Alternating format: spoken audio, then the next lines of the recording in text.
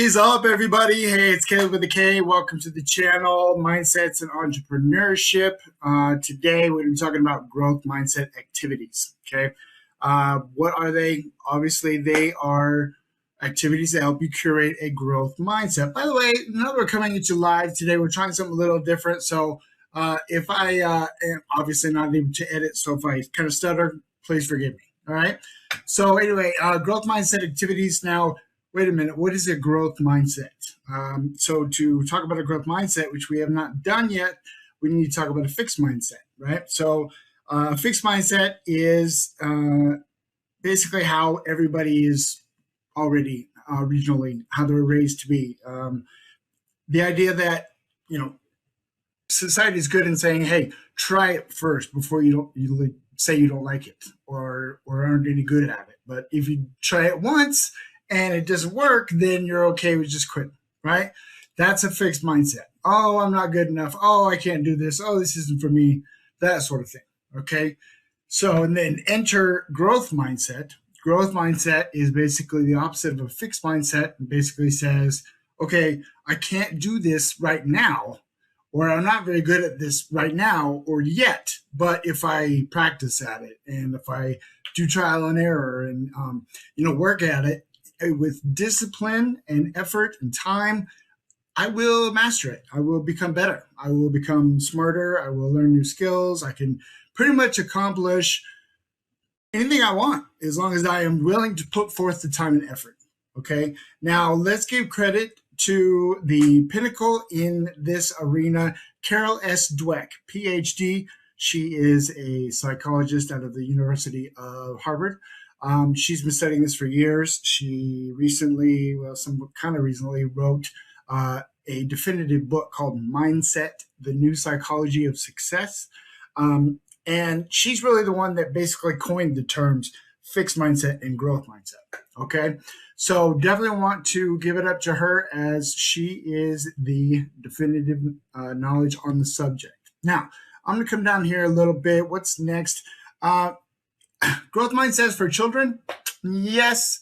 But are they also for adults? Yes. Carol Dweck is studying and has been studying mindsets, both fixed and growth, that whole concept. And she really specializes in education. Okay. And so now, actually, as a matter of fact, a lot of schools are starting to adopt this doctrine, if you will, and start with young children in school and say, okay, we need to raise them to have a growth mindset as opposed to a fixed mindset. Does this only work on children? No. Are people only going to put the effort into creating a program that is designed for children? Sure, most likely. To do it for adults is kind of like, yeah, you're an adult, you can do whatever you want, you're on your own, right? But thankfully, they are at least adopting this in some of the school systems anyway. All right. So let's see. Now we're going to talk about neuroplasticity. All right. I don't know if you know what neuroplasticity is, but it's basically the science has come out and said, okay, your brain can continue to learn. Your brain can continue to, create more cells and change and modify itself, create new neural pathways, whether it's to recover from trauma of some sort, relearning how to do something. We've seen with stroke victims, for instance, that people who have lost the ability to walk or talk correctly or use half of their body, whatever it is, they can actually create different neural pathways in their brain and reconnect those so that they can reuse those abilities. Okay. There's a great video about neuroplasticity on the blog. I, of course, can't show you right now, but if you want to watch it, you should go check out the blog. It really breaks it down in a really good way. So growth mindset activities, let's get back to those, right? So the idea of curating and adopting a growth mindset. Well, how are you going to do it? Basically, you do it by learning, by doing, right? If you're kinesthetic, you're going to be able to learn a lot faster if you do it as opposed to just reading about it, right? So now I'm going to break this up in two different ways. One is growth mindsets for children, as you can see here. Again, there are activities for children, there are activities for adults, and there are activities that actually kind of work for both. So I'm going to kind of go through that just a little bit here. First one is going to be teaching your child to change the language, right? This is basically saying, okay, have that when they say I can't or I won't, don't, whatever, stop them, have them reframe that sentence or even just add yet to the end. Get their subconscious to start thinking that things are actually possible. They're just going to take a little bit more time and a little bit more effort. Okay. All right. Making mistakes. Now, for a person with a fixed mindset, right? They're taught, they believe, excuse me, that if they fail, that I failed. I shouldn't do that. That's not for me. That's not my thing, right? Children are the same way. They try something once and they fail, and they realize it's going to be more difficult than they, of course, want it to be. They're children. They start crying. They don't want to try it, right? So, if you start to instill the idea in a child's mind that it's okay to fail, failure is not a failure. Failure is a lesson, right? As long as you can learn from it and not repeat it, hopefully it benefits you, right? So this whole idea of making mistakes, making failure a bad idea is something you need to change in a child's or an adult's mind, right? Anybody with a fixed mindset. Okay. So let's see, 3-2-1 exercise. So the 3-2-1 exercise is kind of a similar tactic to changing the language kind of thing. But it goes a little bit further to cognitively explore, as you can see, the progression. It basically says have them write down these 3 things every day or once a week or whatever. What are the 3 things that they've learned so that they can kind of cognitively step outside of themselves and go, what did I learn? How hard was it? Was it a failure? Was it a success? How can I turn a failure into success? That sort of thing. Then another question is, what 2 things do you want to learn in the next week? It gets them kind of in a creative mood, in a learning mindset, so to speak. And then also the last question would be, what's one question you still have, right? One that you were not able to figure out or answer or get answered by somebody else, something that is still on the plate, right? Take care of that. Okay. Groga. Groga is obviously this is a term adopted from yoga. It basically combines the affirmations that you can give a child with yoga and saying, okay, in each position, have the child also say out loud an affirmation of some sort, whether it be, I am always focused, I have an open mind, I care about others, that sort of thing. And what that does is kind of taps into your subconscious or their subconscious and starts changing that mindset. Okay, so scientists believe that 80 or 90% of the mind is actually controlled by the subconscious.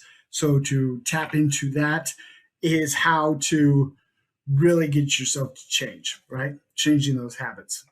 Okay. Now, growth mindsets for adults. Basically, we're going to understand that, like I said, these growth mindset activities are something that adults may do as well. All right. This is not specifically just for children. An adult who has already gotten out of the education system and has to, figure out a way to learn and do this on their own, these are ways to do it, right?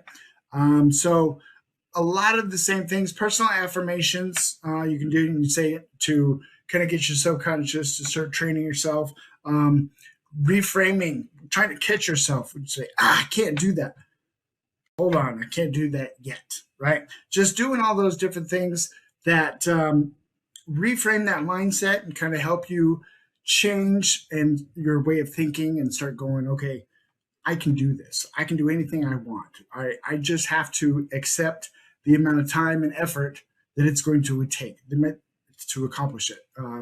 The practice, the discipline, I can do it if I want to do it. Does that make sense? Okay. So to wrap it up, I just want to, kind of say that, let's see, learning a new skill is another one for adults. I'm sorry, we're still on adults here. Learning a new skill is something that, people with a fixed mindset don't necessarily enjoy because they fail at it the majority of the time, right? Right. So, if you are a person stuck in that mindset to try something new and to fail, and you're like, oh, I don't want to do that. I don't like failing. I was taught failing is bad, right?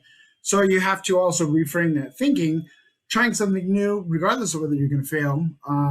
If it's something you want to learn, it's something you want to do, realize that you're probably not going to be very good at it at first. You're just going to have to practice. You're going to, trial and error. Just keep going, okay? Let's see. Grit. Do you have grit? Guts, resilience, initiative, and tenacity. All right. That is something that a person with a growth mindset needs to have, because obviously when you try something new and you fail, you try a new endeavor, you fail, are you going to give up, or do you have that determination, right? Do you have that discipline to say, I'm going to master this. I don't care how long it takes. I am going to make this my skill. I'm going to learn this. I'm going to do this. I want to be this. But you have to be determined, because it's going to be a process. It's going to be a journey. It's not going to be all that easy, right? Okay. Let's see. We have keeping a journal. So keeping a journal is a good way, another good activity, growth mindset activity for an adult. The reason being, along the lines of, when you learn something, how 75% faster when you write it down, or you remember something that much better or that much easier when you write it down, because it's, again, tapping into part of your subconscious, which is kind of making it, a more solidified neural pathway, right? It also allows you to kind of go back and look at what you did, what you said, what you wrote down, and have another chance to reframe that. Have another chance to go, really? I did that? Wow. I need to change that, or I need to take another look at that. Okay.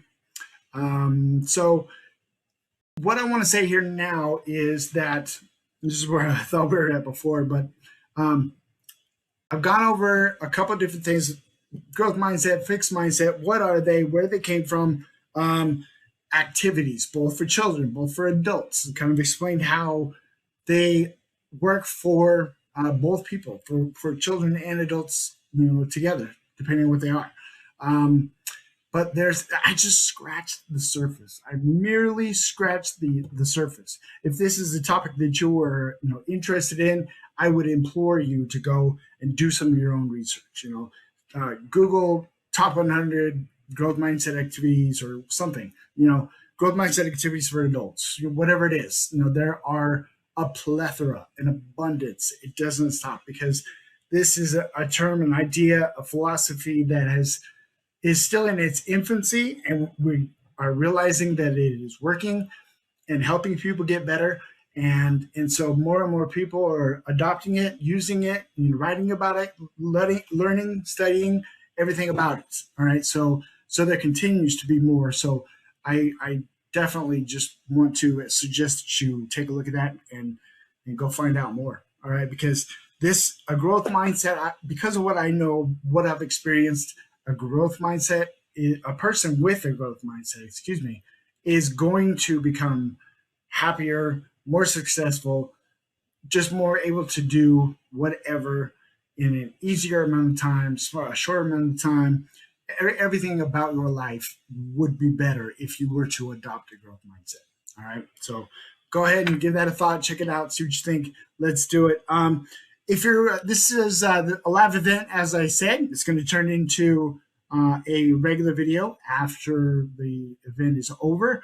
And so if you're watching a YouTube channel, don't forget to like and subscribe. And I will see you guys next time. All right. Later.